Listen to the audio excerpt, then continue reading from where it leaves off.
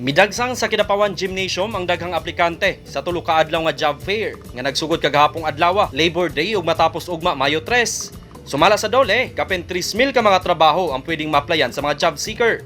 Naay supervisor, laborer, technician, cashier, manager ug drivers, cooks, nurses, engineer, foreman, customer service, sales representative, project coordinators, sales executive, marketing assistant, mechanics, electrician, welder ug uban pa.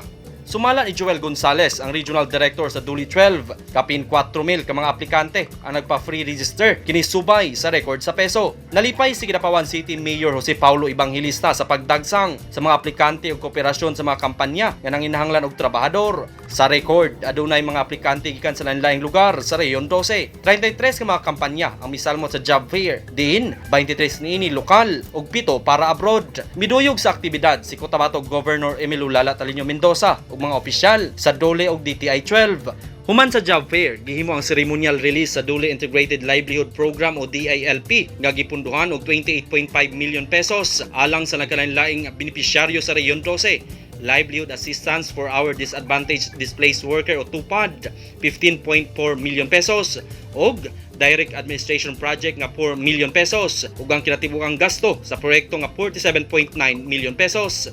Gilaw man nga dako ang matabang sa tulo ka adlaw nga job fair, hilabi na sa nangitag mga trabaho. Marvin Revilla, Newsline Philippines, Province of North Cotabato. Stay safe.